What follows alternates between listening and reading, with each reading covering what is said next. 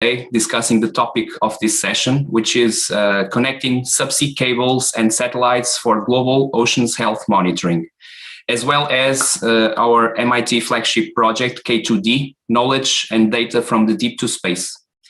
The main objective is to discuss how we can take advantage of space systems and subsea cables as infrastructures for the next generation monitoring of global oceans health. Thank you, all the speakers, for contributing to this discussion, in particular to our friends from MIT who got up very early in order to be able to participate. It is a privilege to have your precious insights on this very challenging and relevant topic. We have a very interesting and tight agenda, split in two sessions. We will try to take questions in the middle of these two sessions, and then we'll close up the session with a summary of our main achievements. Without any further ado, I will introduce Sergio Fernandes. He is the CTO of DS Telecom, who is the industrial promoter of K2D Project. He will bring his insight on from land to ocean. Thank you very much, Sergio Fernandes. The stage is yours. Hello everyone, good morning. It's a pleasure to be here to talk about DS Telecom business and our ambition to export our business model from land to the ocean as the subject of my presentation. First, I would like to talk about us, talk about DS Telecom. DS Telecom was created in 2008 by the ST Group. And during the last 10 years, DS Telecom has been built, operated and maintained the first and largest multi-operator FTTH network in Portugal. We are an wholesale telecommunication operator. We own an FTTH network and our business is sharing that network with all the retail operators in Portugal. In 2015, we win the FTTH Council Award regarding our contribution to accelerating the FTTH rollout in Europe. And in 2016, we win the Fast Turnover Award as the company with the largest growth on turnover in Portugal. As we regarding our network, as we can see in the slide, in the image, today we cover 100 cities in Portugal mainland and more than 500,000 houses.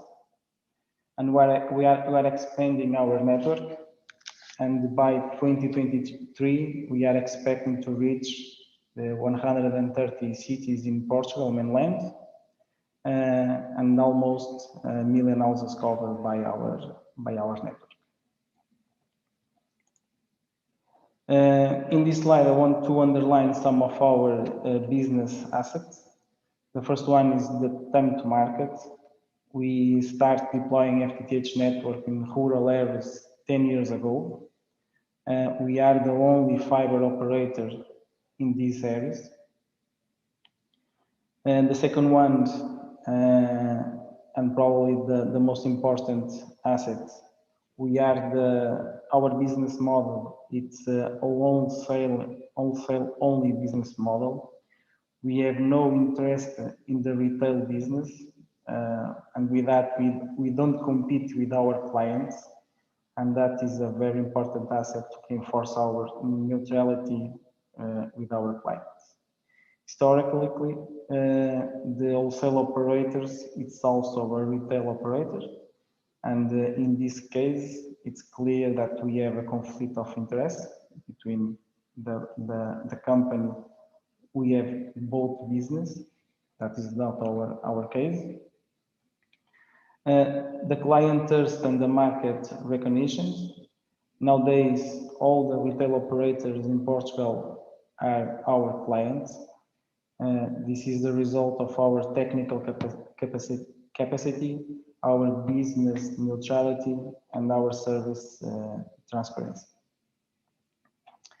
For the last, we have a full end-to-end portfolio of service with a complete bitstream and dark fiber portfolio. Regarding our bitstream service, This is a service with a high level of quality of service configuration, and nowadays we can deploy all the residential and enterprise service for all the operator service over our bitsim service. Regarding dark fiber, we have a complete portfolio also. We have dark fiber in backbone, in access, in point-to-point topology, and also in point and PON topology. In terms of technical assets, when we entered in this market, we have 10 years ago, more than 10 years ago, we have no experience in telecommunication, and we passed 2 years to convince the first operator to use our network. And to do that, we need to have and to prove to them that we have a better network than their own network from the operators, and also our technical capabilities above their standards. To achieve that, we design our network to be fully resilient and scalable. In our design, we can have a high level of faults in the network without losing any service. Another important asset is our dimension, our capacity in terms of fiber. We design our network to 110% of fiber capacity. This allows us to connect not only the houses, but be prepared to the IoT, the smart city solution, and also to become the backhaul for the 5G and nowadays for the 4G already. The other one is our OTDR. This is a very, very important asset. We were the first operator in Portugal with that feature. And as we know, even nowadays, we are the only operator in Portugal with this functionality. This functionality allows us to detect with sub-meter precision any problem in our network, in our fiber. And this allows us to improve and solve a problem in a faster way. Regarding that, we have demanding KPIs and service level agreements. We normally say that we have a rural footprint with a state-of-art service level agreements. Just for example, last year, in terms of network availability, we reached the 99.98%. That means less than 1 hour and 45 minutes of service outage during the entire year. In terms of our ambition, we are extending our footprint in Portugal. We want to cover all the areas without fiber with our network. We want to export our multi-operator business model to other countries. We want to support the deployment of smart cities in our regions. And we want to replicate our business model in the mobile area. We see the 5G as a great opportunity to do that. Nowadays, don't make sense that as we share our fiber in our areas, don't make sense that the 3-4 operators that will deploy the 5G in Portugal, that each one will deploy their own towers, their own equipment. So they will duplicate the costs, and the final user will pay that for sure. And finally, from the land to ocean, the subject of this presentation, we want to also export our business model, our multi-operator business model, to the submarine telecommunication cables.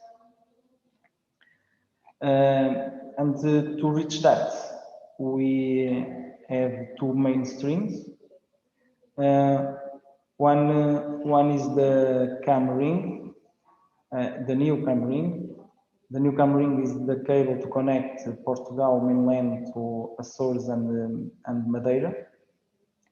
and since 2011, we have been positioned as telecom in the market. And for market, we are referring to the telecommunication operators, the regulators, and the government to be the company to build, operate, and explore these new infrastructures. And we believe that we are the best Portuguese company to do that because we are an wholesale only operator. We are the only one in Portugal. We have all the retail operators as our clients, and we have their support in this project. This infrastructure, this new Submarine, this is an infrastructure that needs to be shared, and this is our business model. We have the regulator ANACOM referring as telecom as an example in the sharing infrastructures. And we have the technical know-how, and sharing infrastructure it's our DNA. It's our business model, so that are the main reasons that we believe that we are the best company in Portugal to deploy these new infrastructures. The other movement in our strategy from land to the ocean is the K2D project. It is a very disruptive project with a huge set of challenges. Nowadays, we probably know better the moon than we know the bottom of our oceans. And we see in the submarine cables the perfect infrastructure to support this huge ambition of monitor our oceans. For last, the main goals of this project are to create the foundation for a system to monitor the oceans based on acoustic sensor, create a foundation for a persistent and global presence of autonomous underwater vehicles, and for last, based on this information retrieved, combined with the space information and other essential information, map and monitor human activities and Earth vital indicators. This is the main goals of the project. Okay, thank you. Thank you very much. It's all. Thank you very much, Sergio. Thank you for the introduction to the K2D project and the DS Telecom. Now we'll start the first session. The first speaker of the first session, entitled Oceans Environmental Monitoring and New Perspectives with Smart Submarine Cables, is Nuno Abreu. He is marine robotics specialist from Inestec in Portugal. The presentation is entitled Persistent AUV Operations in Open Ocean. Nuno Abreu, thank you very much for your contribution. The stage is yours. Don't forget the mic.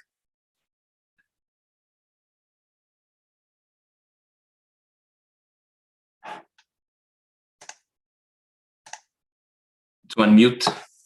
Okay. Okay, perfect. Thank you. Hi everyone. So I'm Nuno. I'm filling in for Aníbal. He had some last-minute tasks related to his latest promotion to head of Inesc. So I'll be presenting the presentation he prepared, which is on persistent AUV operations in open ocean.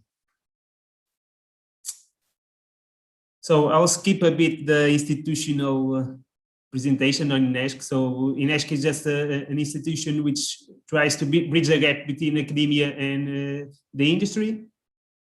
We have several projects running at the moment at different TRL levels. So we are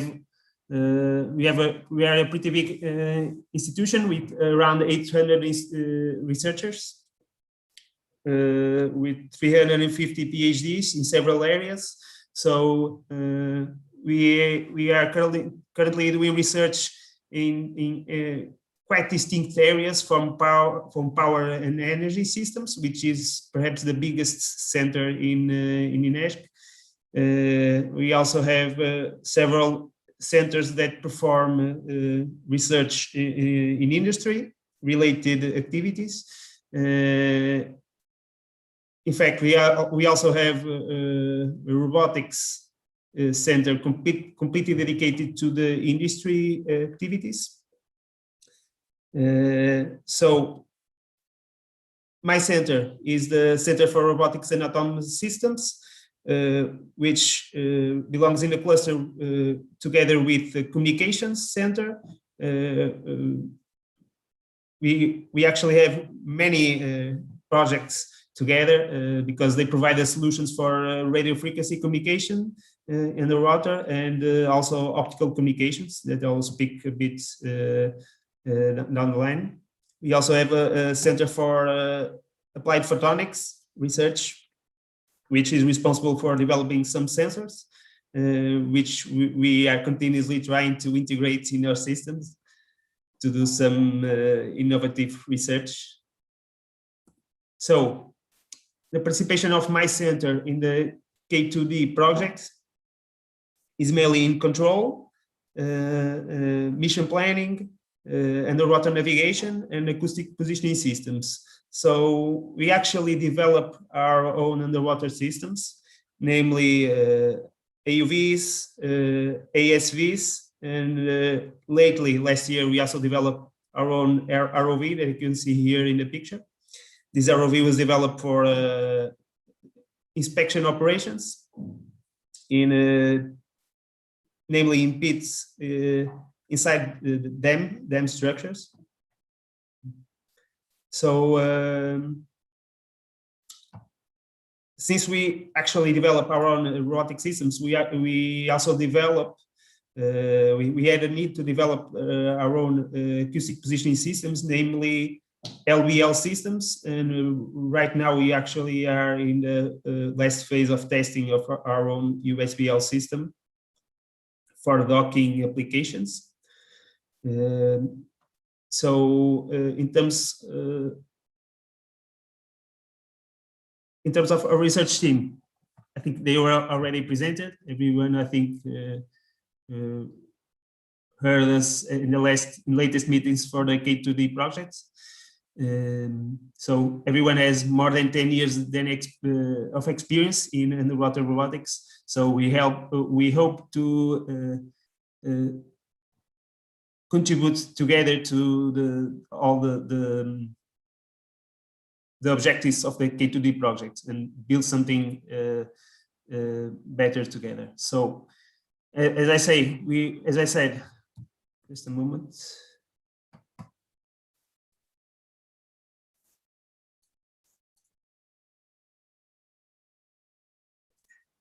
As I said, so we have a lot of experience with AUVs and ASVs. We use AUVs for environmental sampling with optical sensors, plume tracking, bathymetry operations. ASVs were used previously for, in a previous project, for IoT sensor networks as a cheap platform to get data. We also have a project ending right now with an ASV where Professor Nuno developed an innovative physical sampling platform for on-demand water sampling. So gliders were not used as much as we wanted because opportunities didn't arise, and also because it wasn't developed by us. So the opportunities for running our own algorithms in the platform were not what we expected them to be. So right now, we expect to perform these tasks with new gliders that we are in the process of acquiring. Actually, the contract was already launched, so we expect them to be here as soon as possible. So in terms of the operations with autonomous systems, so still there are several advantages of using in relation to the traditional sampling methods that we all know, but still launch and recovery operations are still required. Namely for data retrieval, refueling, battery recharging, and maintenance of the platforms. So we believe that a permanent network of smart submarine cables can be a critical enabler of persistent operations of autonomous systems at sea. And why? Because they provide energy, communications, localization services. As we know, the localization of the repeater nodes. But still, at the moment, the density of these networks is reduced in order to allow this to be achieved widespread. But we hope with this project, then we can launch the foundations to justify the implementation of these systems worldwide. So we have here the scenario which we envisaged for this project, which would be using a glider that will be or a network of gliders that will be deployed underwater. The gliders can communicate, as you know, with surface by radio or by radio to central stations that will be floating in the surface, or by using satellite communications. Unfortunately, due to the low maneuverability of the platform, they can communicate, or it's difficult to position them in a way they can communicate with the underwater repeaters. So we will try to bridge this gap using AUVs, like you see here in this picture.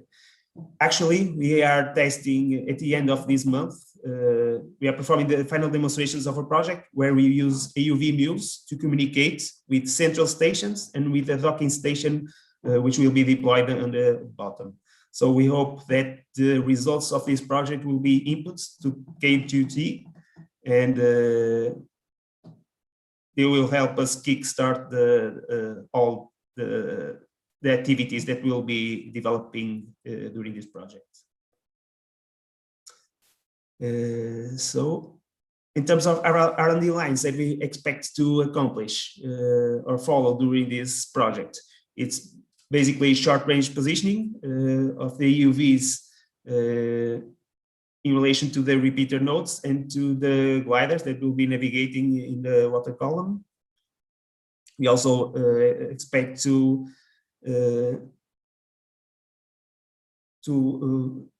try to improve our positioning algorithms for long-range positioning. Namely, we will expect to continue testing our USBL system and techniques. We will try data fusion. We are trying to fuse methodologies using acoustics and also terrain-based SLAM in order to improve localization accuracy. In terms of system concepts, like I said, we are using data mules strategies, and we are also employing new mission planning algorithms, namely to account for energy constraints of all platforms and communication constraints, namely satellite coverage, the positioning of the nodes, of the repeater nodes in the network, and priority of the information that is collected by all platforms. I think basically it's it. So in terms of participation in K2D, in terms of the trials, we'll be using the platforms that we developed, namely the DART AUV, which is a AUV that is able to navigate to up to 1,000 meters. We also have the gliders that we have a Flockham glider, and we'll be using 2C Explorer gliders that we are, like I said, finalizing the acquisition. We also be using our positioning communication infrastructure and the several payload sensors that we actually bought since basically our center is running. So I think from my side, it's everything. So if you have any questions, please feel free to ask. Okay, thank you very much, Nuno. It was a great presentation. Since we are a bit behind schedule, let's try to move on. And then in the end of this session, if we have time, we have lump questions for everyone. Now we'll have the contribution of Filipe Costa. Thank you, Filipe, for attending.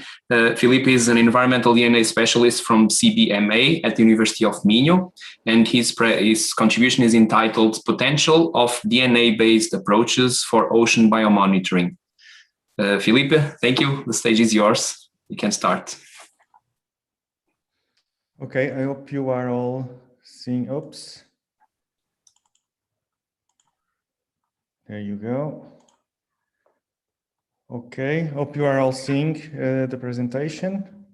Yeah, it's perfect. Okay, Thank you. so I'm going to talk about the potential of DNA-based approaches for ocean biomonitoring, particularly in the scope of K2D and using DNA metabarcoding. But before going on, I want to talk a bit about the current status of marine biomonitoring. So far, marine biomonitoring has been based mostly on morphological identifications, and there are a number of limitations with this approach. The sample processing is laborious. We have to process each individual specimen individually. The identifications are very time consuming. We don't have a master key for identification of these organisms, so that we have a different range of organisms with many different features and no master key for identify it. So we need considerable taxonomic expertise to be able to identify these organisms. And there's also quite a bit of morphological variation within species, ontogenic variation between life stages, and this further complicates the morphology-based identifications. So in 2003, a new approach for species identification have been proposed, called the DNA barcodes, which are in fact short DNA sequences that enable identification of species in large blocks of life, like animals, plants, and fungi.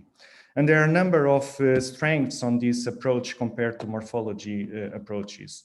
So we can apply this to any life stage or body fragment. We also do not need taxonomic expertise. Any person can do identifications without needing taxonomic expertise. The sensitivity is increased, and also we have higher accuracy with this approach. And we have improved time and cost effectiveness in the whole procedure. And also we can expand this approach to a high throughput procedure.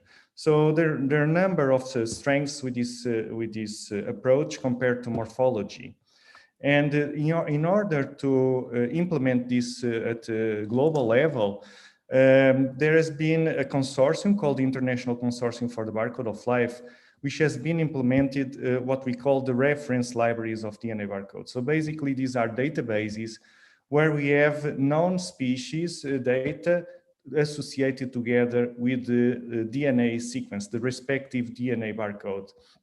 And using this reference library, we can then identify, in principle, any species on the planet, any animal species, once the library is complete. Later on, there were quite a few developments in the DNA technology, especially in the DNA sequencing, the development of high throughput sequencing, and this opened the doors for a new phase in this approach to identified species called DNA barcoding that became DNA metabarcoding. And the main difference is that from this moment on, we are able to identify all communities, entire communities of organisms, and really have biodiversity assessments in a high throughput way. So the big change is a big change here, which is moving from being able to identify a single specimen using the DNA sequence to being able to identify an entire community, a mixture of specimens from different species using these high throughput sequencing technologies. And in addition, we can also use environmental DNA, which is DNA that is not separated from the environmental metrics. So we don't need any processing time. We just can go to, for example, a sample of water, a sample of sediment, or a sample of soil, extract the DNA, and then obtain the composition of the DNA that is present there. So how does it work? So we can have different kind of samples. We can filter DNA from seawater. We can collect zooplankton with a zooplankton diet. We can collect benthic communities. And any of these samples, we just extract the DNA directly from the entire sample. And then we use PCR amplification to amplify short DNA sequences. These DNA sequences are then sequencing in a high throughput sequencing platform, which generates hundreds of thousands and millions of sequences.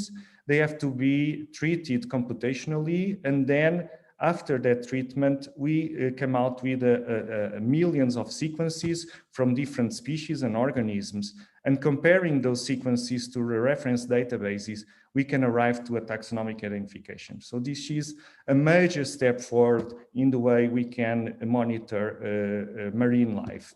However, there have been quite many studies using this metabarcoding approach in many different settings, in terrestrial settings, in freshwater settings. We have been applying it to coastal macrozoobenthus, and we are using these artificial substrates made of PVC and of plastic, and we deploy these on the coast, and then we wait for some time, and then we collect the organisms that have been developed in these modules, artificial substrates. And then we use metabarcoding to process this very quickly in a very efficient way. And so far we have been having very good results with this.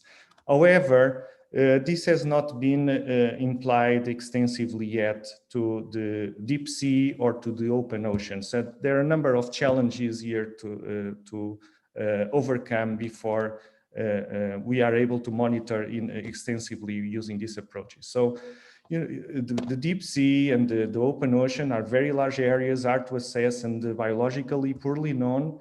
And that's why we think that eDNA is particularly well suited for monitoring these environments compared to the customary approach, where we have to collect individual specimens and then identify them through morphology. And our goal is to make use of the subsea cables and AUVs in order to improve access to marine communities on the deep sea, on the open ocean, and improve the sample collection for eDNA biomonitoring. How can this be done? Well, we have a number of possibilities of samples that we want to consider in the scope of K2D. Seawater eDNA, meaning filtering seawater and then analyze the result of it using DNA metabarcoding. Also, another good possibility, important for us biologists, is to use colonization models because of the quality of the communities that we are analyzing, and then use also DNA metabarcoding to analyze these colonization models, or even sediments from the seabed can also be very useful for us.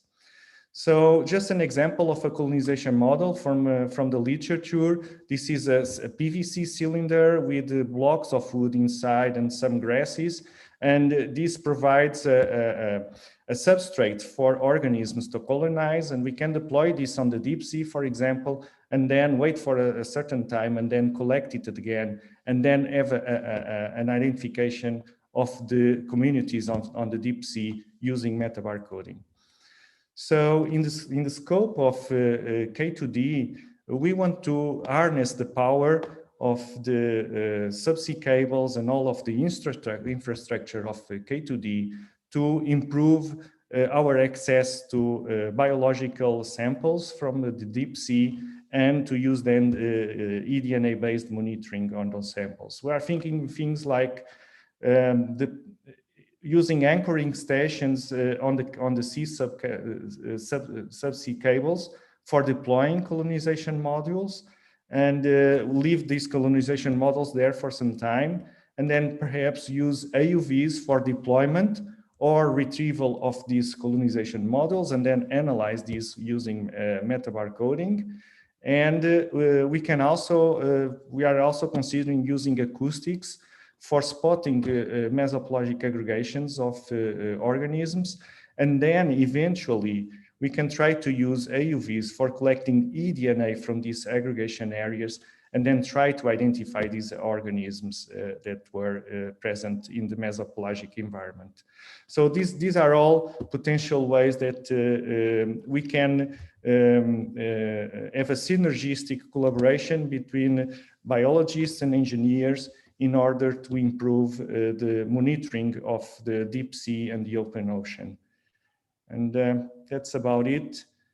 Thank you very much for your attention. I want to thank the Foundation for Science and Technology for the financial support, and also the International Barcode of Life and the DNACONET Cost Action for their support for the work that we have been doing. Thank you very much. Thank you, Felipe. Thank you very much. Very interesting contribution. Now we'll follow up with Antonio Silva. Antonio will discuss deep sea acoustics for environmental monitoring, communications, and localization. He is an acoustic specialist from Sintal and the University of Algarve. Antonio, you may start. The stage is yours. Thank you. Hello. Thank you. Eduardo and all the attenders. I'm Antonio Silva and I'm representing the team from Sintal, and I will talk about the proposals to use acoustics and in the K2D project. Moreover, I will start by putting a question: why underwater acoustics? There are three main reasons. The sound is much less attenuated in water than in air. It reaches greater distances. In 91, an experiment showed that a sound produced in this point of the globe can be heard everywhere around the globe. And also because light and electromagnetic waves do not propagate. Moreover, animals in the ocean rely up to 85% on information from acoustics, while for terrestrial animals is 20 to 30%. So what they mean, if the animals use sound, it is because the sound is very good for underwater activities. However, marine traffic is nowadays everywhere at all time. And in fact, marine traffic is disturbing the underwater environment because animals underwater use acoustics. More than marine traffic that is everywhere at all time, we are also doing seismic exploration, and in seismic exploration the sound that is produced is so strong that it can damage the hearing system of whales. Of course it is so strong. Why? Because it has to penetrate underwater. But we have more. In coastal zones, we have a very strong industrial activity with wind farms, with oil platforms, and a lot of other activities like tourism, and those also produce acoustic noise. We have also sonar activities that can be civilian or military. In fact, the man-made noise or anthropogenic noise is becoming a never-ending story. But what can we do? In fact, what can we do to mitigate what we are doing? And one of the solutions is to start doing massively soundscaping. Soundscaping is like taking an image or a video of the surrounding acoustic in the environment, and with that soundscaping you can know more about the sound that we are producing, but also about the sound that is natural. Of course, we have to think also in changing the applications that you are using underwater to frequencies not being used by animals. But the question is if that is enough. There are a lot of knowledge gaps regarding soundscape. In fact, soundscape is a recent scientific area. And for now, there is a fundamental lack of knowledge regarding the baseline ocean ambient noise. What this means, the baseline is the noise that the ocean and the animals produce by themselves. Also, we need to know the baseline so we can evaluate what we are producing and what is our impact in the certain species. We are, for now, we are studying the impact on species, but not on the populations as a whole. And we have also a lack of standardization for that data exchange. Let's say that different groups of scientists are using different methodologies for measuring the acoustic impact. We have also a capacity building gap. Most of the monitoring is concentrated in Europe and North America, and we need also the cooperation of Southern Hemisphere for observing the acoustic that we are producing there, and to establish broad policies. In fact, the ocean noise have no borders and it spreads everywhere. But what are the contributions that we expect to give with the K2D project? We expect to arrive to a coherent soundscape picture of the environment, develop a distributive observation network with high time and space resolution, and that is what we think can be done by placing observation points in the repeaters of the fiber optic cables, and also the correlation between the baseline ocean sound and to understand what are the level when we are accessing the noise level allowed by the environment.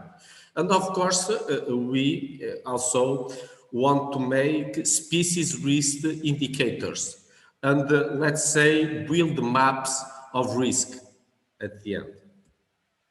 Moreover, we are expecting now not only to observe and to evaluate the risk, but also develop techniques that can reduce the impact. For example, in K2D, it is expected that we can install in the repeaters of the fiber optic cables that usually are spread away about 50 kilometers or more. And what we want is to develop methodologies that allow us to communicate and to communicate with AUVs that can be traveling between those repeaters, but not communicating every time, but communicating when the AUVs are in the convergence zone. What this means? In fact, when sound propagates in the ocean, there are shadow zones where you cannot hear the sound, but there are also convergence zones that can be farther apart, and on that convergence zones, the sound that we produce is very far away, is very strong. So we are looking to communicate with the AUVs when they are in the convergence zone. Also, this allows to reduce the number of acoustic beacons needed to help AUVs navigation by taking advantage of this convergence zone. Let's say that the AUV only communicate and only have access to the information of the beacons in the convergence zones, but not everywhere else. We want to develop, and we are working on that, broadband acoustic projectors, so we can choose a band not being used by surrounding animals, and so on that way reduce the impact over those populations, and also to develop higher sensitive hydrophones, so we can use lower power acoustic projectors to have the same, with less impact on the environment. Okay, it's just a few introduction to Sintal. Sintal is a research institute in Algarve. It was founded in the 90s and is located at University of Algarve. We are several laboratories. The laboratories that dedicates to acoustics is CIPLAB, which has about 15 researchers. But we have more than 300 articles in magazines and journals, and also a very big track record of projects, FP7, Interreg, the old Interreg, the European projects, previous projects with the United States, and so on and so on. The team of Sintal that is allocated for now for K2D, we expect to increase this team in a short time, is Professor Jesus, the engineering Friedrich Zabel, and myself, Antonio Silva. We hope to increase the team shortly. Thank you, and if you have any questions. Thank you, Sergio, for your contribution about the sound image of the ocean and your insights on this very important topic. We will have to move because we are a bit behind, but we will try to have some time for discussion in the end. Now we'll have Laura Garcia and his contribution on ocean acoustics to improve cetacean monitoring. She's a specialist on acoustics-based monitoring of marine organisms from the University of Açores. Laura, thank you very much. You may start if you're ready. Good morning, everyone. Can you see the screen? Yes. Okay, perfectly. So thank you, Eduardo, for the introduction. I'm Laura. I'm a marine biologist working at the moment as a postdoc researcher at the University of the Açores. And I work mostly with cetacean ecology, not really with acoustics, but today I'm going to talk to you about the importance of acoustics to improve the cetacean monitoring nowadays. So to do so, I've divided my presentation in an introduction where I will explain a bit how the cetacean monitoring is done nowadays. I will briefly pass by the ocean acoustics in general, as Antonio has done already a very good introduction for this. And then I will explain you how the ocean acoustics can be applied to cetacean monitoring into the K2D project with two case studies, one focused on baleen whale migration and the other with a cryptic species occurrence, just to illustrate how this project can be of interest to understand better the cetacean occurrence in the deep sea. So nowadays, cetacean monitoring is mostly done with visual surveys. That means that we observe the animals when they are on the surface and from different platforms of observation. These platforms can be dedicated or opportunistic, and usually they are limited in space and time. That means that it have some limitations, this kind of data.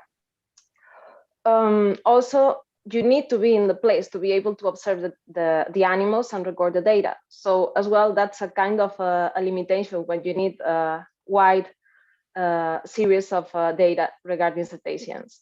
And as it's only observed when they are on the surface, acoustics came into the game because they provide a new opportunity to understand where these animals are in the water.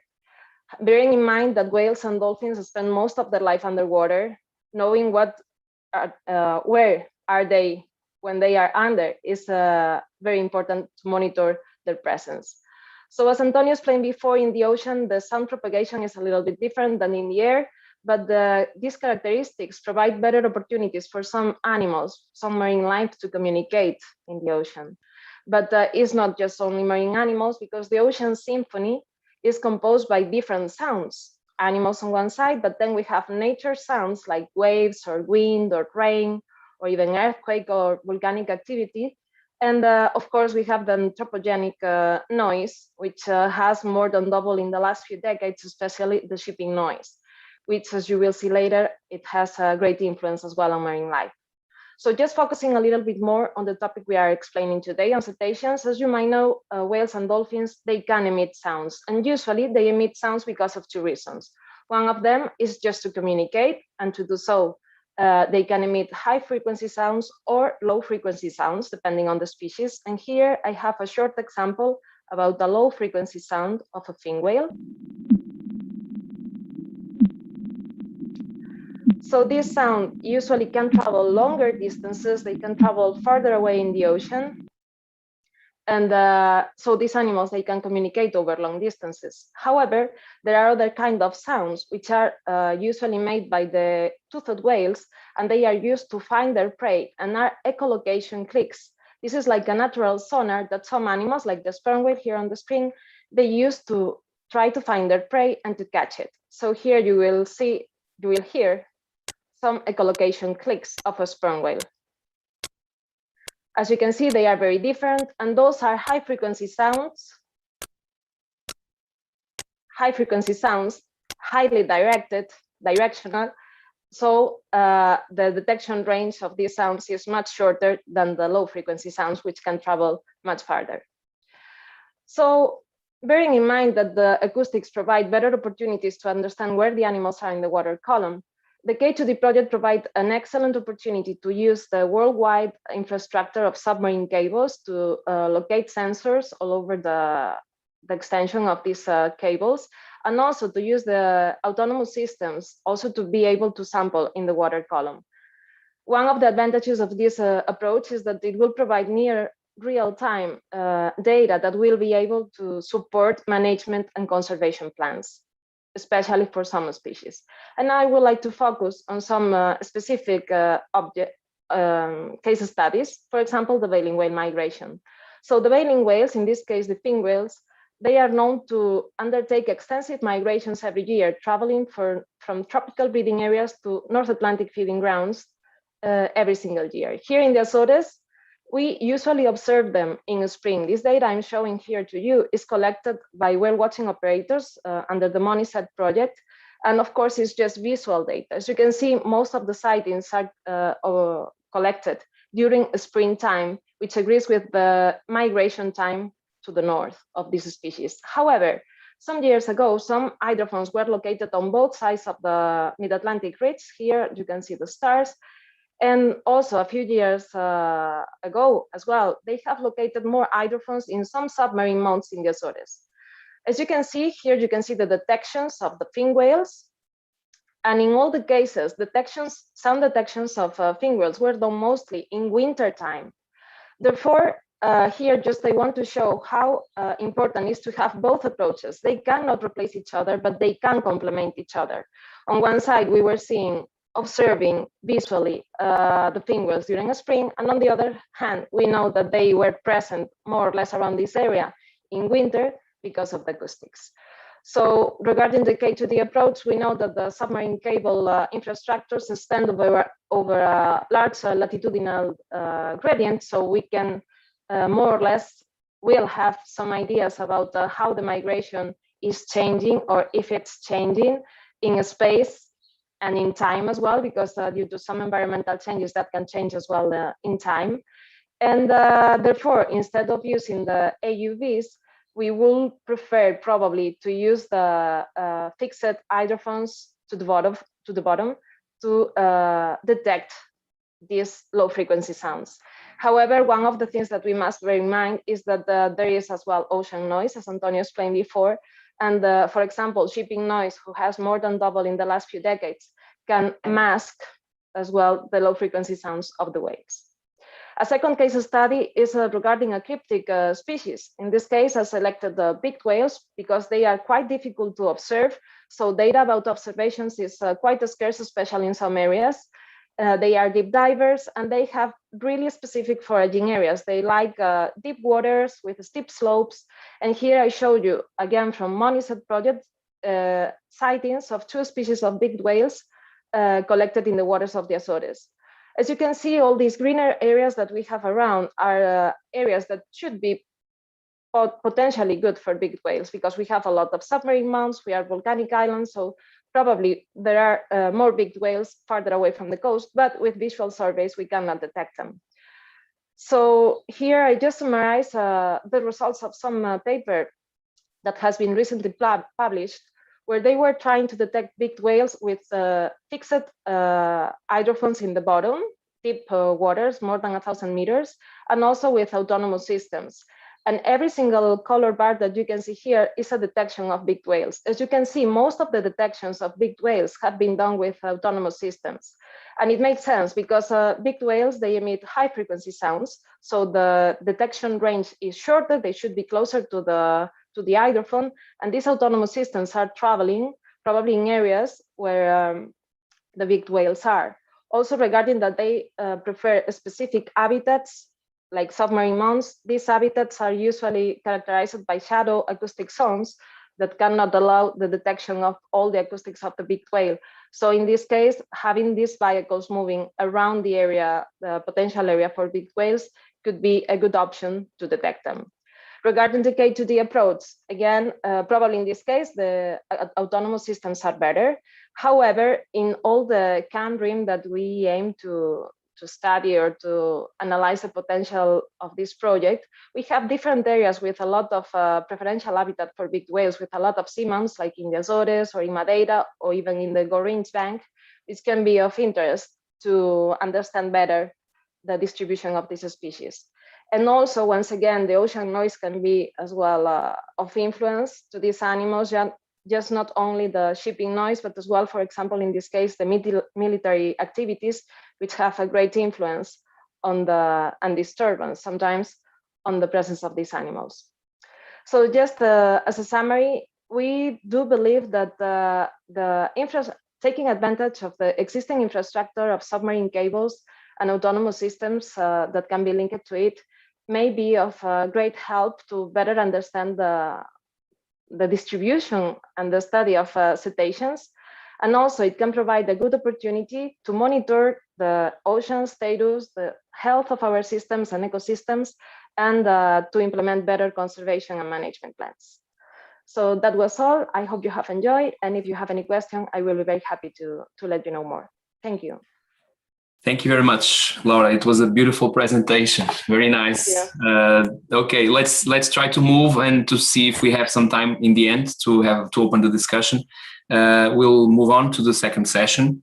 The title is Connecting Smart Submarine Cables and Space Systems for Oceans Health Monitoring, Challenges and Opportunities. The session starts with Douglas Hart. Doug is a specialist in controls, instrumentation, and robotics from MIT. And he will be contributing with an insight on subsea power for extended autonomy. Thank you very much, Doug. If you're ready, you can start. Yes, thank you very much. Appreciate it. Interesting session. I'm going to try to cut this short so I can give more time to my colleagues here who probably have more important things to say. But I'll keep this on a fairly high level. It's always good to back up a little and explain why we're even doing this. And, you know, sadly, we know so little about the ocean that we really haven't progressed much past this stage where people thought sea monsters were at sea. This was a recent internet photo that made the rounds. And it fooled many people. It's actually fake. For those of you who actually know a little bit about this subject. And, but it's quite amazing that it actually fooled a number of scientists as well who thought this image was real. No, giant squids don't grow to this size, but it does go to show how little we understand of our own ocean. Just a summary, I know I'm preaching to the choir here, but 99% of the Earth's biosphere that contains life is the ocean. It produces more oxygen than the Amazon. It regulates the CO2 levels, and it's home to 91% of known species. You know, obviously we have to do something in the ocean or our planet's gonna die. So, I mean, that's basically what it amounts to. We're doing a lousy job at selling this, by the way. So as a community, I'd like to stress that we need to get out to the public and really make them understand why we're investing so little money in this area, and we should be investing much, much more. In short, give us more money. You know, 2% of the ocean's been measured, 5% of it has been explored. So this is really the motivation for what the K2D is all about. Now, it's not like we're not measuring the ocean at all. We certainly have a number of large facilities in the ocean measuring at different points. They tend to be located along the coastal regions. They tend to be located along the equator. And that's simply because they have to be serviced and they have to connect to the continents where they can transmit data to. So the result is we're very sparsely measuring the ocean at the current conditions. We do have drift floats which send more information. We have a lot, and of course we have satellites, and if it wasn't for satellites, we wouldn't even know what the bottom of the ocean looks like, because that's what is used to map out the ocean at the moment. So, and it's really a matter of resolution. We have no methods of high resolution monitoring the ocean.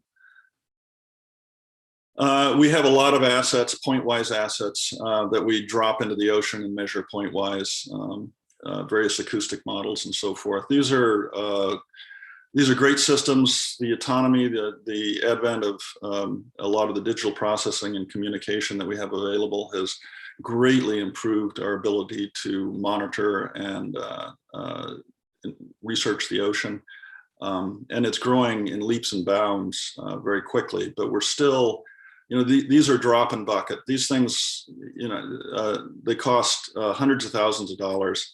We can't afford to send them out in large numbers. So we're really blind at the moment.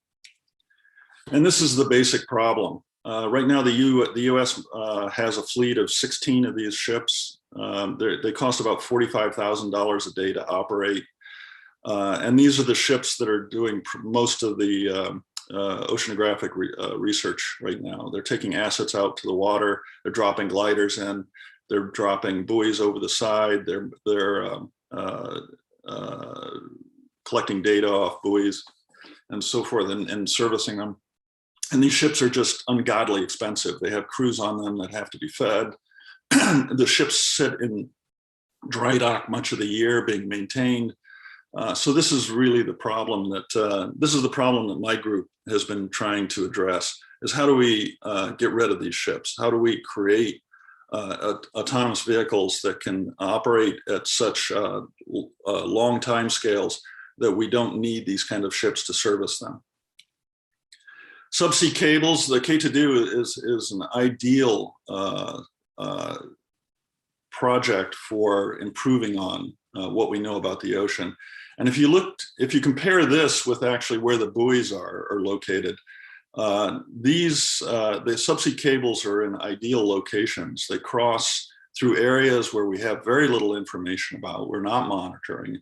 They also cross along the coastlines where we care a great deal about conditions of the ocean.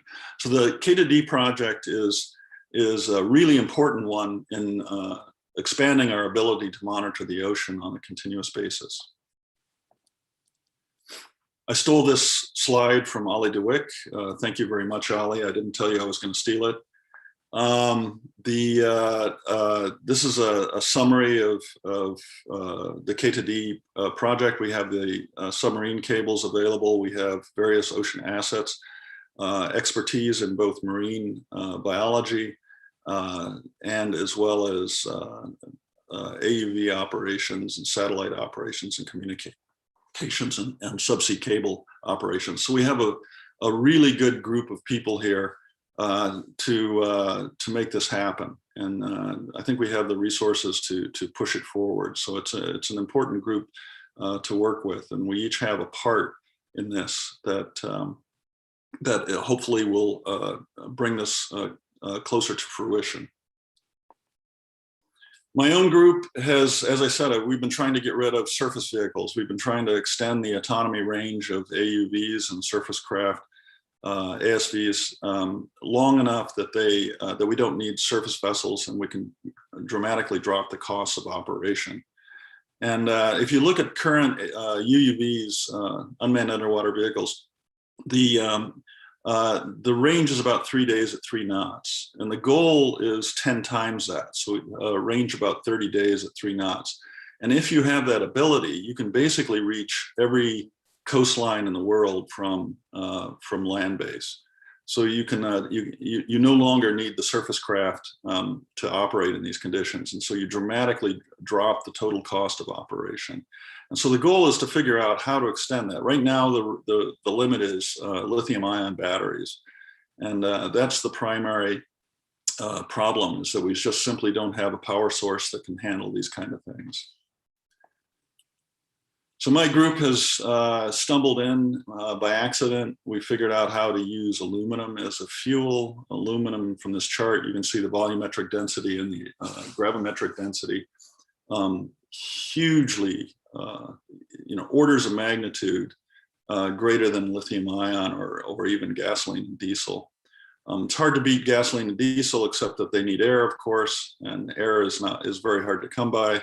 Aluminum produces hydrogen gas, and hydrogen uses very little oxygen to create energy, and we can convert it very, very efficiently. So aluminum is a fantastic source, and it's also a very abundant source. It's very hard to store hydrogen gas, and aluminum is really an amazing storage medium. The best part of it is that it reacts with water to produce hydrogen gas. And that's the breakthrough that my group has had a while ago, and we've learned how to use this fuel very effectively. So just to give you an example, if you take a golf ball size of aluminum, so you can imagine a golf ball, if you ran a golf ball size with a lithium ion battery, you could run your cell phone for about 48 hours on that.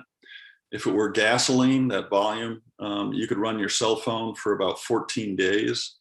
On the same energy that could be used in gasoline. And if you use aluminum, you could run your cell phone for about 3 months off a golf ball size piece of aluminum. So this is an extremely energy dense fuel. We got started on this very early on.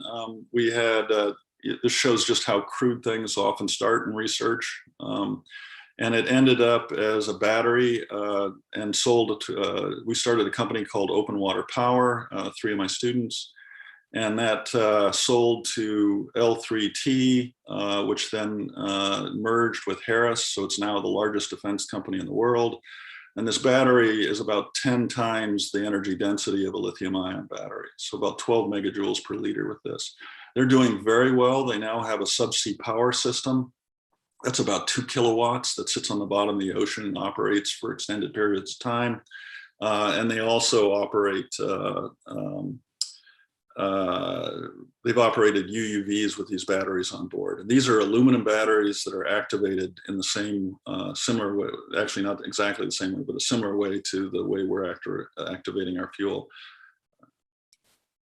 Currently, we've been looking at very high power systems. We've been interested in systems that can generate extreme power as well as contain extreme energy density.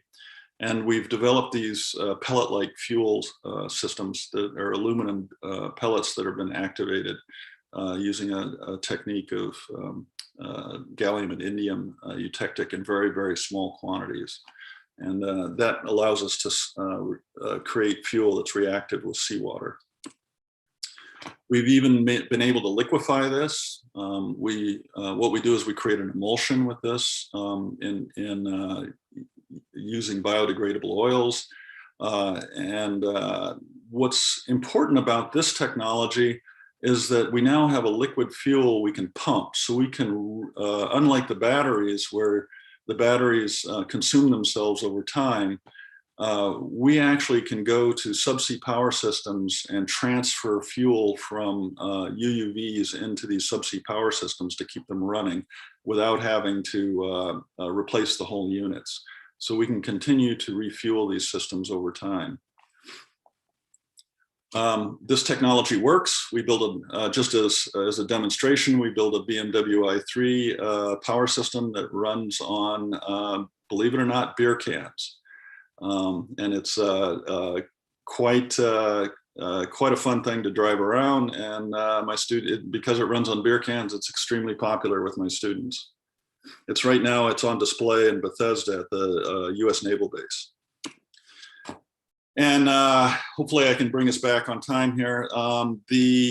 Right now we're working on a hybrid UUV system. It's a part glider, part powered UUV. It uses this aluminum fuel both to create buoyancy as well as to create electricity to run the motor. And we have this thing designed, and we'll be building it this coming summer and next fall. So hopefully it'll be available to us. And I'll stop there. Amazing. Thank you very much, Doug. Very interesting. Well, let's move on so that we can save some time and see if we have discussion in the end. Next is John Leonard. He is a specialist in autonomous navigation from CSAIL in MIT. He will give a contribution on cooperative localization and navigation for ocean sensing networks. Thank you very much, John. Thank you, everyone. Thrilled to be a part of this group. So my group is called the Marine Robotics Group in the MIT CSAIL lab, and I'm part of MECI. And our students have been, working hard despite the constraints of COVID to sort of advance their sort of objectives. And we tend to work on the sort of algorithmic foundations of robotic navigation and mapping with a sort of target to the ocean environment. But we do a lot of tests with wheeled vehicles, aerial vehicles, sort of tests using low-cost proxies, because ocean experiments, as we all know, can be quite expensive. And so historically, I've been fortunate since joining the MIT Sea Grant AUE lab as a postdoc 30 years ago in 1991. I've been fortunate to be involved with many different types of AUV experiments, and I feel there's a really strong collaboration with Nuno Cruz's group and the potential applications for the eDNA and the marine mammal behavior monitoring is really fascinating. But the general, this video here shows an older example we did of using terrain navigation. So trying to detect features on the seabed and to use them for navigation. And so, for example, inspecting undersea infrastructures might be another application. So, but in general, for this project, we're looking at multi-robot exploration and mapping. This is a picture of one of my collaborators, Henrik Schmidt and Aaron Fischel's small underwater vehicles at the Charles River at MIT. We tend to use the river as a kind of low-cost place to test our autonomy software. Multiple vehicles can potentially, track spatio-temporal phenomena and cover large areas. But there are challenges, and we obviously have we can't use GPS underwater. We need to rely on acoustics, and there are definitely some difficult physics constraints in terms of the how the available bandwidth and ranges. And one of the big challenges is access to power and data transfer historically. And so one thing that's very exciting, for example, Doug's presentation and the potential to connect into seabed infrastructure is that you can imagine a network of vehicles sensing the ocean, accomplishing some missions. If you can give access to power and data transfer underwater or at the surface to satellites, it really envisions having this kind of new, this more comprehensive sensing capability. And one of our dreams is we call it long-term autonomy, so persistent autonomy, vehicles that can operate for long durations of time with minimal human supervision. So, and you can imagine scenarios such as disaster response, environmental monitoring, even just mapping and maintaining and understanding the seabed infrastructure, and obviously biological kind of mapping and monitoring. So why is underwater navigation difficult? Obviously, we can't rely on GPS. I work also with self-driving cars, and you've probably heard of like the Google car and all kinds of self-driving, where there's laser scanners, like the one I have on my window over here that costs $75,000 and gives you 1 million data points a second. We don't have such amazing sensors underwater. We have much sparser information and sparser communications. So the state of the art today is, triangulating from navigation buoys at known locations or surfacing from GPS. What information do we have? Well, most vehicles do dead reckoning, but the error growth is going to be a function of the cost of your sensors. And so if you have a Doppler velocity log and you can get close to the seabed, you might get, order of 1% of distance traveled. And they're very expensive inertial navigation systems that can do 0.1% of distance traveled or better. But regardless, your navigation error is going to grow without bound. And for long duration missions, you want the ability to kind of reset your navigation error or to kind of, if may say for data muling, you want to kind of find your friends. There's sort of like, how do vehicles stay in a network? Doug likes the term schooling. You know, you can imagine like some sort of large virtual fish school with vehicles covering a larger area. And so via cooperation, the hypothesis is that you might have a heterogeneous network where some vehicles have more expensive sensors and some vehicles, and they know their positions better. Other vehicles maybe have lower cost sensors, or it's more focused on their sampling capabilities. You also might have gliders, for example, that can go to the surface and then relay position information to an underwater vehicle. So that's kind of the overall paradigm that we're exploring.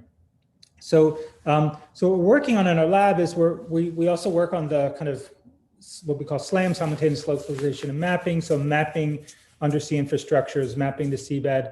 And so, for example, my student Curran here bent over the computer keyboard. He's part of this project. You know, this past year, despite COVID, we did some testing of exploratory mapping of a pier in Falmouth. We also, as I mentioned, test in the river. This is with a low-cost blue ROV in a collaboration with Schlumberger, who were extremely interested in the undersea infrastructure inspection problem. It's a really great business opportunity because of the ship costs that were mentioned earlier. And so something else we're working on in our lab is, well, for this cooperative localization approach, we have new ideas on how networks can couple the planning problem to sort of, so that they can detect, they can choose paths that help maintain and improve the navigation accuracy. And so for that, we're using ultra wideband modules from DECA that are sort of a proxy for having acoustic ranging. And this was partly conceived during COVID when I had my student Elizabeth was stuck in her dorm room, and we're an experimental lab. We need to do experiments. So this is her testing the ultra wideband ranging modules in her dorm room. We had other students building small low-cost robots. We have about 5 of these little $1,000 or less robots in the lab. And we're working on a cooperative localization experiment. The idea is to develop the software in the lab and test it on the campus.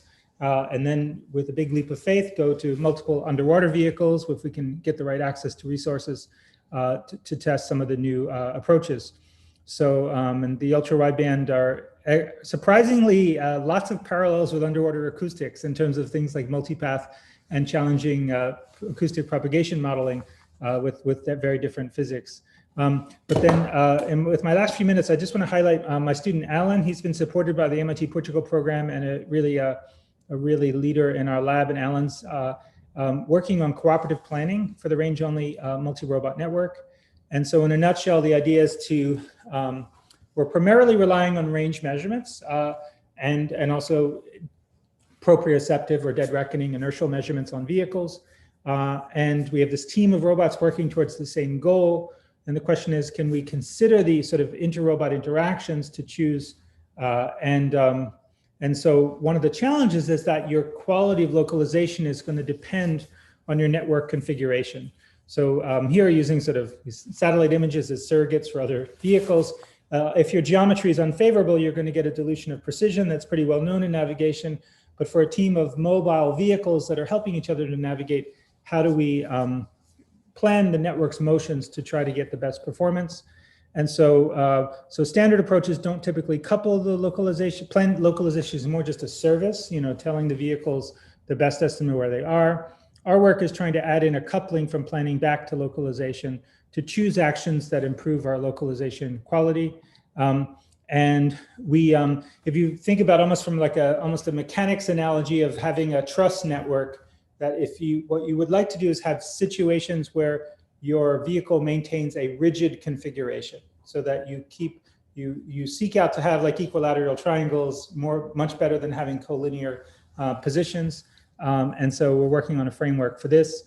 And it's quite an interesting planning problem where multiple vehicles will sort of run a planner and then share information to try to think about the sort of the local constraints and the more global constraints. So we basically, Alan's developing a planning algorithm that couples some different types of planning, accounting for the localization error and then meeting the mission objectives. And as tested in simulation, we wrote a paper for the IEEE AUV conference. And so it's work in progress, but this is just like a very simple simulation environment of a kind of little group of vehicles, and that planning through an environment here with some obstacles, maybe an underwater inspection task, and that if your vehicles incorporate this network rigidity constraint, you get a better navigation performance. So that's just a little example of a result in progress. And I think I'm pretty much ready to finish up there. So in general, we're delighted to be a part of this project. And let me go back here. And we look forward to opportunities to get in the water together, hopefully in Portugal and at MIT, and to do joint experiments of new techniques in this area. So. Thank you very much, John. Thank you for an interesting presentation. Let's move on and see if we accomplish our timeline and have some discussion in the end. So the next contribution is from Olivier de Weck. He's talking about connecting oceans with space systems. He's a specialist in space systems from AeroAstro in MIT. Thank you very much, Olivier. You may start if you're ready. Thank you, Eduardo. I just want to make sure that you can hear me and see the slides as well. Yeah, it's perfect. Okay, thank you. Obrigado. Pleasure to be here with all of you, and it's really an honor to speak to you. We're going to talk about Pearl here for a few minutes. That's a floating, renewably powered autonomous platform that can connect with the new generation of low Earth orbit constellations for data uplink. I'd like to acknowledge here as well Dr. Maha Haji, who's a postdoc in our lab at MIT. I'm actually in the aerospace department, so I'm coming at the ocean from top down. And Maha will start her own lab at Cornell University this fall, the C Lab. So the idea, I think, has already been discussed or hinted at in several presentations, which is that a persistent ocean infrastructure is really needed to support both vehicles at the bottom. And I think John mentioned as well as Doug, the limitations of AUVs, which is the data and energy issue of provisioning that. So Pearl, the vision for Pearl is that AUVs can come and dock, offload their data, recharge their batteries, or maybe refuel aluminum pellets from Doug's work. And on the top side are solar powered, intelligent, autonomous, and can connect to these satellites in a persistent way. So that's the vision. And really, it's a game changer what's happening in space. Elon Musk and SpaceX are at the forefront of this. The Starlink constellation has been built since 2019, but it's really accelerated. We currently have over 1,700 satellites in orbit. And every time I show this slide, the numbers increased by another 100. The data rates will be quite high, between 20 and 50 megabits per second has been promised. We've been operating a Starlink terminal for about 2 months now, and we're consistently getting better than that, about 70 to 75 megabits per second downlink, and about 15 megabits per second on the uplink.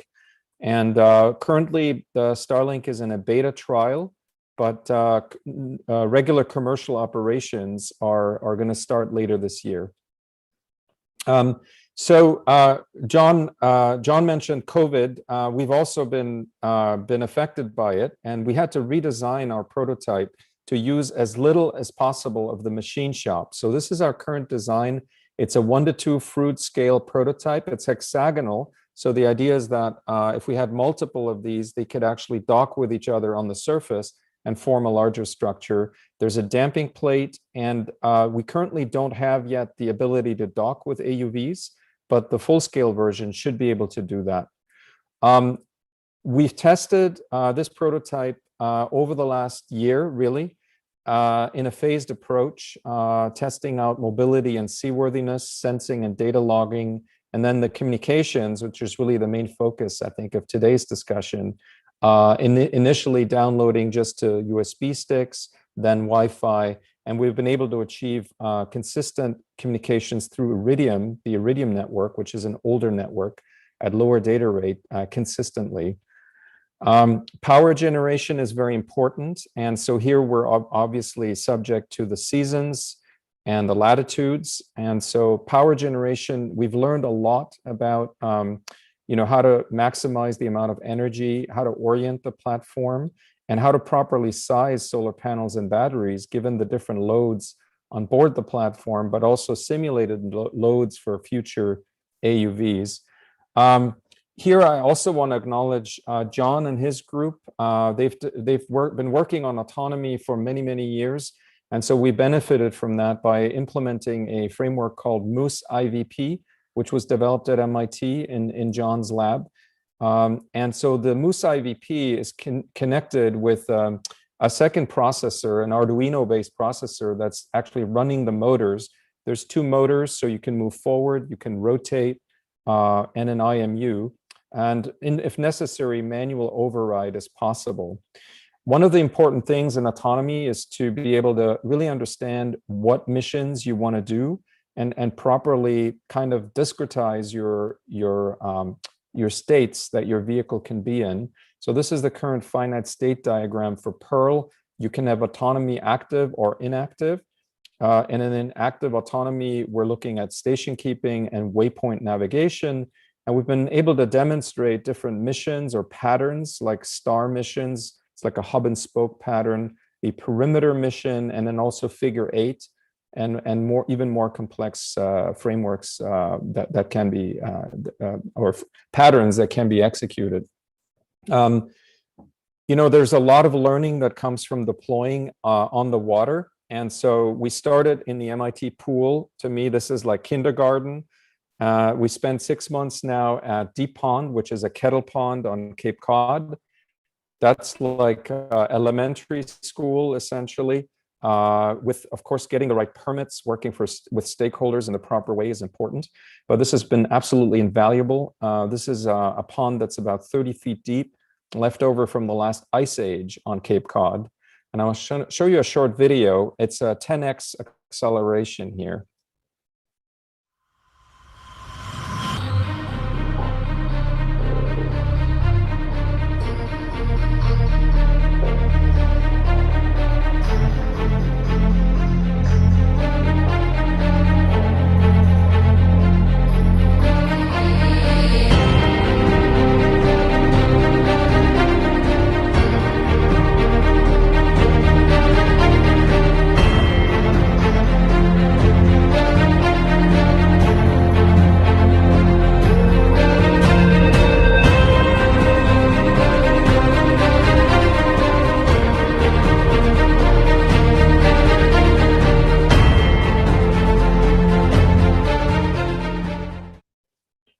So data collection and data analysis is, of course, key. And here's just some examples of the kind of data that we've collected. Nothing too much under the water yet, except for water temperature. But what we're hoping is to work with a number of our colleagues in Portugal to add some sensors like the acoustic sensors that were discussed earlier. And you'll really learn a lot from the day-night cycle, from the seasonality, by benchmarking the sensor against fixed stations. And so this data analysis is ongoing. We've also learned a lot about the satellite communication part. If you have Wi-Fi very close to shore, that, of course, you can't beat that. So that's the red bar that you see here in terms of data latency. And with Iridium transmitting large data files through FTP, we've been able to characterize the distribution of latency, which is about 40 minutes, which is a little bit more than we expected. And this is due to all the different operations that have to happen, including file formatting, data compression, decompression, the handshakes between satellites on orbit. And so we're currently working on decomposing the sources of this delay in more detail. Nighttime operations, of course, are also important, and we've demonstrated that. And we're currently working on upgrades of Pearl as part of this K2D flagship project. And that includes adding the Starlink terminal that I mentioned, an electric winch so that Pearl can lift her own anchor, and adding sensors like the hydrophone. So we've been really having some great conversations with colleagues in Portugal, including Professor Sergio Jesus. And we're looking forward to continuing that. This summer, we will be operating in middle school, which is Pleasant Bay. It's an estuary, saltwater on Cape Cod. So it's protected from large ocean waves. It's very shallow, but we think we'll be able to take it up to the next level. And we're currently talking to the Coast Guard about permitting as well. And then finally, this is my last slide. Our dream is to connect and do an ocean campaign, probably in 2023, in multiple stages, moving pearl from Cape Cod to the Azores, Azores to Madeira, and then Madeira to the Portuguese mainland. So we look forward to collaborating with all of you. And I'd like to acknowledge the MIT Portugal program, Valley Space, which is a design company in Portugal, as well as our students, undergraduate and graduate. Thank you. Thank you, Ollie. Thank you very much. Very interesting presentation. Let's hope that we can make it work even before, if it's possible. Very nice. Okay, so let's move on to the next speaker. He's Pierre Lermesieux. He's also coming from MIT, Mecca. He's a specialist in ocean modeling and uncertainty predictions. And he's giving a contribution on optimal path planning and ocean monitoring. Right, Pierre? I think this is it. Yeah, thank you, Eduardo. Thank you very much. Thank you very much for the introduction and everyone for the prior presentation. Very, very interesting. So this is work done by Patrick Haley in my group, Chris Marabito, and the students, so Clara Dehill, Manan Doshi, and Manmeet Barbara. So our objective for the K2D project, right, is to develop and apply a physical, biogeochemical, and acoustical ocean modeling and assimilation in the Portugal region, including the Azores and Madeira, to compute inference in those regions and machine learning. And finally, you know, the most important goal is our path planning for coordinated fleets of AUVs, ASVs, or surface craft, which we have not yet done, and near space assets. And so here on the top right, I'll talk about that, but it looks a little bit like the tree of Exilium, for example, but it's actually a optimum path of a vehicle released off with Lisbon and getting to Madeira and Migo. And so we were interested in energy harvesting. Here you have an example of the wave gliders from Liquid Robotics, or the sail drones from Sail Drone. So time, energy, optimum path planning, but also cleanup of the ocean and risk minimization in case you have uncertainties. And then for scientific exploration or ocean monitoring, as we have seen before, all the acoustic presentation of colleagues that I know in Portugal and the Azores is information optimum theory, where you try to gather the observation that gives you the most information. And obviously, we're starting to work with our colleagues, and we've worked with several of them before. So Doug, Oliver, John, and Dava also, as well as Eduardo, and also have some collaboration with João Passo de Souza. So the ocean modeling part, so like the movie should play potentially, but it seems, there we go, that it's a little slow. So this is a hindcast simulation. So it's a forecast that is done in the past for about 34 days in 2019.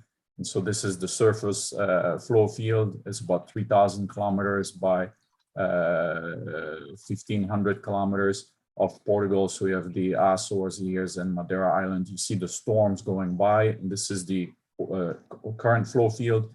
This is the vorticity. And here's the bathymetry and the different domains that we're setting up with high resolution. For example, that I will show 1.5 kilometers around the Azores Island. This is the data that has been collected, the data of opportunity. So there's actually a lot of data right already in the ocean, even though it's very sparse, but it's observation that are collected frequently from Argo buoys, XBTs, and other data of opportunity that can be used to correct simulations and improve our knowledge of the ocean. So this is an example of high resolution simulation, 1.5 kilometers, two-way nested in a bigger domain around the Azores Islands. Here we also provide deep flow field, right? So here you have the deep field, deep flow at 3,000 meters. And this is the vorticity. So you can see as you go down in depth, right, the flow is strongly influenced by tides, and the smaller scales are generated in part with interactions also with the bathymetry. And so it's the fields are very different than fields that are controlled in the upper layers in part by the atmospheric forcing. Here you will see a cross section, going from the Açores all the way to Lisbon in Portugal. And so you see here, if you look at the velocity sections, that you have internal tides and also generation of waves at the seamount, right, at about 1,000 kilometers offshore from Lisbon. Here you have the salinity field and the temperature field, right? So we do three-dimensional simulation. This is the salty water coming off from the Mediterranean at Gibraltar at about 1,000 meter depths. And you have Taylor columns, some of you that are interested in the geophysical fluid dynamics that get formed around the bathymetry and that tendency to remain stable. Now you could say, well, how good is this modeling, right? So we compare the improvement that a forecast does compared to persistence. And so the numbers that you maybe want to pay attention to, right, are these numbers here. And basically where we improve, right, the persistence. So it's basically that the forecast of how the future is going to be is better than the persistent field. And here we compare temperature and salinity observation of opportunity that are not utilized in the prediction. And so for short forecast, right, we improve a lot. For about a 1 week forecast, we have 20% improvement. And then if you go 2 weeks, right, without any observation, that's kind of the limit in that region where you have good prediction skills. So we have an 8% improvement for temperature and salinity prediction at different depths. Now let's get into the time optimum path planning with vehicles. And so here we're looking at a surface craft, right? So that would be deployed by a ship off, for example, off Lisbon, and needs to get to San Miguel in the Açores. And so we utilize our time optimum path planning schemes, right? That solves the Hamilton-Jacobi equation. And so maybe let's play the movie if it wants to play. Right, and so you will see the reachability set. So these are the points that the vehicle can reach, right, over time. And so it's influenced by the ocean currents at the surface here, as well as the storms, right? At some point, those reachabilities, the reachability front reaches the target point, which is the star here, right? Once you reach the star, then you can just compute one of the time optimum paths, which is orthogonal, right, to all of those level sets. And that gives you the you can extract the bearings that you need to follow, right? And so that would be a model predictive control that would estimate and tell you if you release the vehicle here, right, this is the path that you would follow, and you can also extract the bearings of the vehicle along the way. In addition, right, it provides important results. So for example, you can see if you go in the southward direction, right, you can travel about 1,000 kilometers, while if you go into the northwest direction, is only about 600, 700 kilometers, right? So that because you have a mean flow in addition to eddies that are in the region. And so all of those points, for example, that tell you that in about 23 days, if you travel at 1 knot, right? So it's a slow AUV or a very fast, about twice as fast as normal for a glider. Right, these are the points that you can reach in 23.4 days. So now let's do a little bit more complicated, right? So it's a rendezvous. So let's say you have a ship, right? The fastest ship that would leave Madeira and tries to intercept the vehicle that we just made the computation for, right? So let's play the movie. So this is our vehicle. And midway at some point, right, you have a faster ship that travels at 2 knots that is going to take off, right, and tries to intercept in fastest time the moving vehicle. And so now you're going to get the pass of this vehicle, right? So before you saw the level set, and so here is the vehicle that start, right? So it's going twice as fast as the green vehicle, and that's the fastest interception, right? So is basically you can also use in these kinds of problems here can solve game theoretic also types of problems, and we have a few papers on that. So potential application, also search and rescue at sea, right? Inspections of ship hulls in an autonomous and fastest way. Obviously, many naval operations and planning, but also the management of platforms and subsea vehicles or even small sats, right? So you could use these kinds of algorithms also in air as well as on the water. And so what are we doing for the future, right? So that's our latest slides. So we've developed a control equations, right, that harvest environmental fields. So for example, energy, if you're interested in energy harvesting, but also plastic or algae harvesting. And so here I will show just the movie of an idealized flow. So this is the flow field, a quasi-geostrophic double gyre. This is the sunlight field, right? This is the levels, the reachability front now in 3 dimensions, since you're optimizing energy as well as time, right? And this is the energy that you collect here over time. And so that's how you basically have to travel to reach this moving target in fastest time, but actually you don't have enough energy, right, to get there in fastest time. So you also need to collect LNG along the way. So for example, sunlight, if you had a solar vehicle. And so what are we doing right now in the future? So we want to test the operations right in the Portugal regions that allow us right to connect. We can do that also at depths, right? So connect to the submarine cables, and then potentially show applications of energy harvesting in Portugal, ocean cleanup, as well as risk minimization. And then finally work on scientific exploration. And in that case, the field that you want to optimize is not energy, but is information. And we have already worked on that, but we have not yet integrating everything together with application in Portugal. So that's where we are in the future. And I will stop here. So thank you very much.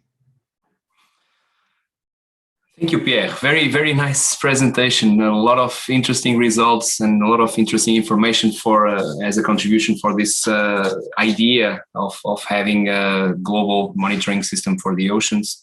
Well, we came to the end of this session. I don't know if we have time or conditions to take a picture, because Katarina was asking us to take a picture of everyone. I think Olivier had to leave, but maybe we take just a final picture, and then I have at least one question for everyone, if we still have time, because Katarina, okay, she says it's already done. She took the picture. Well, this session was meant to be very short, and I don't know if someone has something else to say with regards to basically the question is, how important is it to use subsea cables as an infrastructure for all the systems that we have discussed? So basically, how subsea cables can contribute to such a system that is not comparable to any other alternatives? Or is it possible to find alternative systems to the ones that could be built using the subsea cables? This is the first part of the question. And the second one is, what are the main challenges? Are they technical, financial, or others to get this new system through, in your vision? Anyone wants to contribute? Maybe Doug?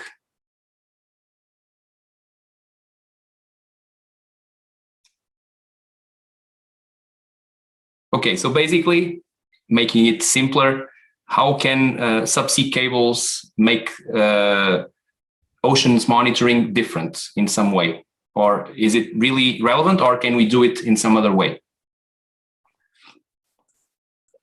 I think the subsea cables are exciting because it allows us to put things on the bottom, where most of our vehicles are near the top. And we can't drop cables all the way to the bottom of the ocean. It's just too far to go. Here, we're actually putting sensors along the bottom of the ocean, and we can suspend sensors vertically up from the repeaters, so we can also monitor from the bottom up. So it gives us an entirely different way to approach sensors. We can put acoustics and so forth down where we'd really like to understand what's going on, as well as geographical sensors to measure things like tsunamis and faults and earthquakes as well. So I think it's an exciting opportunity. it's very challenging. And for me, the real question is, how do you bootstrap that into something that's commercially viable to allow companies to make a profit and pull the technology in rather than trying to push it in from regulation and so forth. So I think that it's a very challenging problem. Very good. Thank you, Doug. I agree. How about you, Pierre? Do you see any type of data? You mentioned that there is a lot of resolution already, right, with the Argo system. Do you see any information gap that nowadays is really urgent to cover with such a bottom-up approach of monitoring? Right. I mean, good question. Following up on Doug's remark, like the Argo floats, most of them only go to 1,000-meter depths. Right, so already like the deeper parts are not necessarily observed, right? So if you can recharge using the cables or send the information using the cables or get bearings from the cables, that would, using underwater acoustics as was mentioned, that would already be very useful. Then obviously you want to be able to monitor, right? Also those cables, they need to be replaced, etc. And you could have an infrastructure from the point of a business perspective that does that autonomously, but at the same time collects observation, right? Just the same way as ships of opportunity, right, collect observations. And once you connect the two together, obviously you can also do scientific exploration at depths, but also, as was mentioned, bringing information back up. And there is really like an opportunity from the point of view of the field of integrating ocean observing, ocean modeling, control theory and robotics, right, in a synergetic way, all the way to the engineering of as Doug was mentioning, of the batteries and charging, and then all the way to climate prediction. And so it's great that Portugal is at the forefront, right, of this initiative, and is pushing the world forward in that direction. And we're very humbled to have the chance to participate. Thank you, Pierre. I don't know if someone wants to add something else. I think we'll have the chance to discuss this further in future sessions like this. We had a very short time today to do this discussion. It's going to be available online for everyone who wants to revise it and check it again. If anyone. Yeah. I would just like to say that the subsea cables have a strong potential because they are worldwide and they are just in one of the most unknown ecosystems on Earth. So anything that we can do with it, it will be of benefit for science without any doubt. Great. Very good point. Okay, one last point. The ocean is big. It is very sparsely sensed, and data and power are precious. Subsea cables can help us attack this kind of spatial scale issue and bring the power where it's needed and get the data back from where we need to get it. Very good. Agree. Yeah. Okay. So maybe we have to close. It's not a final closing. Okay.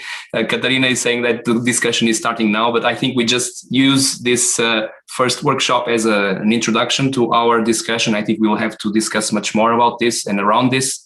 Thank you very much for your contributions. It was very good to have all these viewpoints and insights from such an expert, such a great team of experts that you are. And thank you very much. Sorry for taking a little bit of time more than expected, and see you soon. Thank you very much. And also to the audience, everyone that was